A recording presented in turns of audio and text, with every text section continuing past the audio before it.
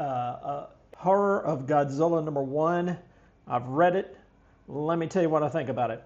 So most Godzilla stories treat the king of the monsters either as a giant creature feature wrestler or a grand sci-fi spectacle. Horror Godzilla #1 pivots sharply into raw, claustrophobic dread rather than focusing on like the military or high-tech defense forces.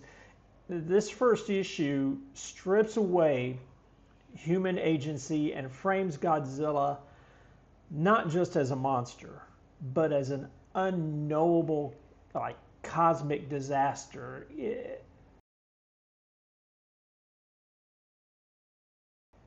A little Cthulhu-ish, to be honestly. That popped into my head while I was reading it.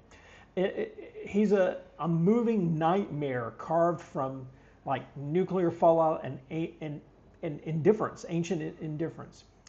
So the writing in this book, it really is like Godzilla's like an eldritch force of doom. What makes it work so effectively is the true horror comic in its reframing of scale and intent that most of the movies have. The narrative doesn't bother asking why Godzilla is attacking or how to defeat him even. It leans into the terrifying reality that he cannot be reasoned with, stopped, or even understood. It treats Godzilla less like a giant lizard and more like a localized apocalypse, an existential force of nature that simply passes through, leaving annihilation in its wake. So the writing in this is written so tight and with a lot of tension.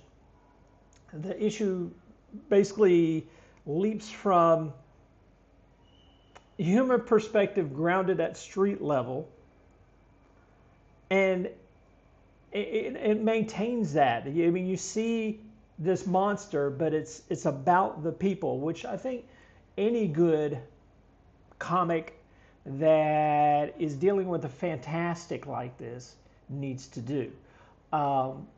It's the eyes of the ordinary survivors that we're seeing this horror through, and the toxic atmospheric ash that's all around.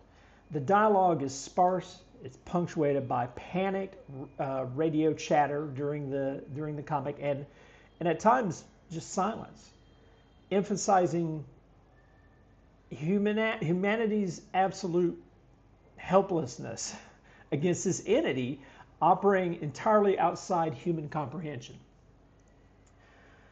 Now let's get to the artwork, okay? And honestly, the cover is what drew me in. The artwork in this book is really the standout. And it's doing the heavy lifting to anchor the dark tone. The heavy line work and deep, oppressive black inkings obscure Godzilla's full silhouette in key panels. And you rarely see the monster like in broad daylight. I'm trying to think. I think maybe there were just a couple of places where it was fairly clear what Godzilla would look like. You basically just get these monstrous glimpses. The dorsal plates cutting through like heavy smoke, or the tail rising above a burned skyline, or you know, it's just, you get that partial look that keeps the unknown present. The color palette leans into like the eerie muted earth tones, like charcoal grays, like stickily ash, sort of hazy whites, and murky ocean tones. slashed through by the vivid, terrifying neon glow of atomic energy charging up. And rather than just kind of stylized, bloodless collateral damage, there's visceral aftermath in this book.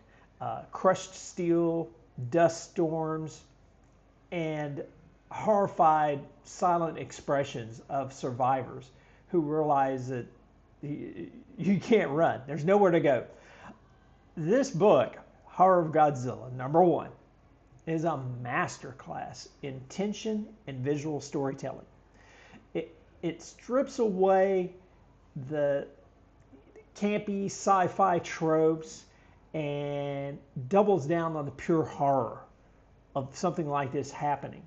And it reestablishes Godzilla as the ultimate symbol of unstoppable,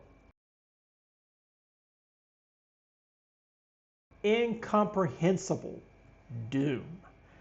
It's a spine-tingling, atmospheric debut that, if you're a fan of Godzilla or horror books, it's going to leave you eager for the next issue. Sum it up, I'm giving this thing an 8.5 out of 10. I'm tempted to go to a 9. I'm going to stick with my 8.5 out of 10. I'm looking forward to the next issue. I'm buying it, and I hope you'll give it a try too. That is Horror of Godzilla issue 1. Thanks a lot for watching, and we'll catch you next time.